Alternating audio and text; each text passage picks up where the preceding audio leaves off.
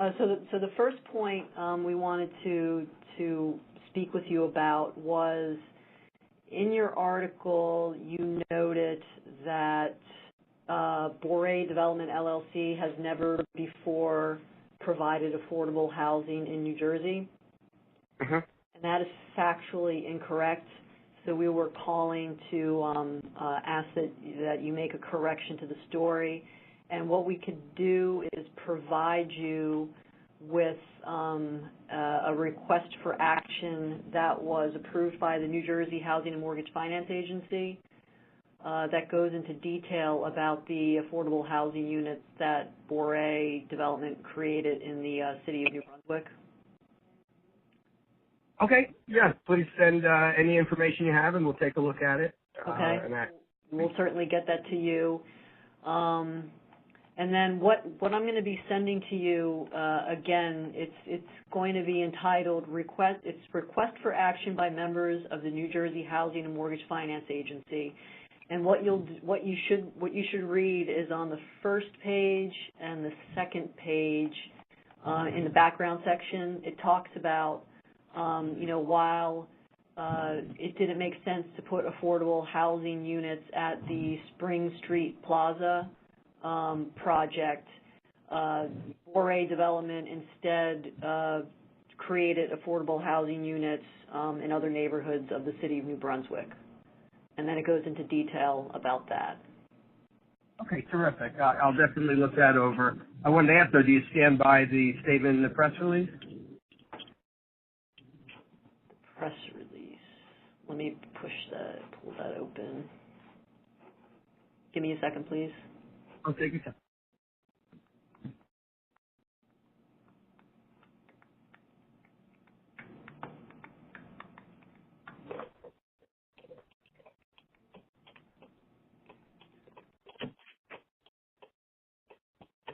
So you're specifically saying the section that says project developer Boraie Development has worked successfully in the past to construct and sell Spring Street Plaza, a 120-unit condominium project that provided affordable housing opportunities to New Jersey residents?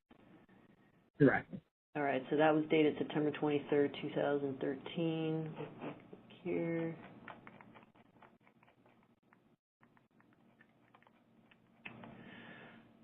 Okay. So, yes, I mean, honestly, the press release as written is not accurate. However, what you will see is that in the request for action by New Jersey Housing and Mortgage Finance Agency, while units were not, affordable housing units weren't created at the Spring Street Plaza, the company did provide them in other neighborhoods of the city. And one thing that you'll note is that the Spring Street Plaza was a condominium project, so it was actually affordable units that that people would buy. And one of the reasons why it didn't make sense to have affordable housing there was because it was a condo project. Affordable housing families would have to pay the condo fee, for like parking and other amenities. Maintenance, yeah. And the fee was in some cases like $700 to $750 a month on top of whatever mortgage the whatever mortgage the families were paying. So it ultimately didn't make sense to have an affordable housing units there, and the company realized that and came to the HMFA and proposed a different way of providing affordable housing in the community, and you'll see that in the document that I provide you. Okay, great, thank you. And so I guess the point, I guess what I'm trying to say is the point you were trying to make in your story was an incorrect leap. Yes, we were incorrect in the press release in stating that this Spring Street Plaza project has affordable housing, but it is absolutely incorrect to say that the company, Boraie Development, didn't provide any affordable housing or has never created affordable housing. Okay, understood. So there was an error in the press release, and I guess the follow-up is, why did HMFA in the first place approve the affordable units if they weren't going to be feasible in the building. Why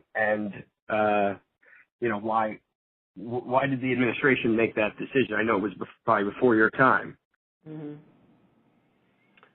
You know what? If you want to pursue that kind of a story, we're going to have to get back to you on that because the purpose of this call was just to point out that there was an inaccuracy in your story related to Boraie. But if you want to go into why was that project ultimately approved, we'll have to get back to you on that. Okay, thank you. And so there were two other things. You think there was one thing you wanted to talk about? There was just one other thing, because I know that you were asking Tamara, and I think you were also trying to reach me to ask this question just about the press release and the differing numbers, how we indicated in the release $82.8 million for total development cost, and then when you added up the other numbers, it came to a different number. Mm-hmm. So, in reaching out to folks at the HMFA, so the $82.8 million is actually supposed to be $88.2 million because of human error. Those two numbers were transposed. Okay.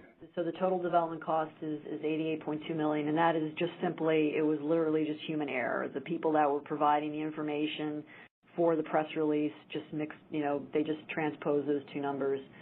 And then as to why that number, the total development cost, when doesn't come to the same sum as when you add up the numbers that the project received from the CDBG, Disaster Recovery Fund for Restoration of Multifamily Housing Program, and then through the HMFA's Multifamily Conduit Bond Program and the EDA and whatnot. The answer is that when we put together press releases, we're relying on estimates. So when a developer wants to do an affordable housing project and comes to the HMFA board for approval, at that point in time they are best estimates on what the project, like the funding that's going to be coming in for that particular project. And it's not until the project actually closes that the different funding streams are finalized and ultimately come up with, with the amount of what the development cost is going to be. So what's in the press release, since the project, hadn't yet closed at that point, it was just, basically estimates as to what the funding streams are going to be for the project. Gotcha. So that's okay. There's somewhat of a difference. Okay, and the other outstanding question I had was with the which attorneys represented Boraie Development at the HMFA and EDA hearing. I don't have that information. We'll have to get back to you on that. So you wanted to know which attorneys? Correct. I asked Monday which attorneys or firms have been representing Boraie Development in their dealings with the state government.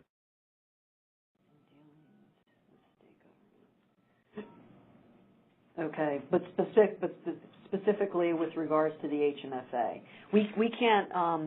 If you want to ask about which attorney or attorneys were representing Boraie and before the EDA, that's a question for the EDA, because we don't handle press inquiries for that agency, for state agency. We can certainly check into what attorneys were representing the company before the HMFA.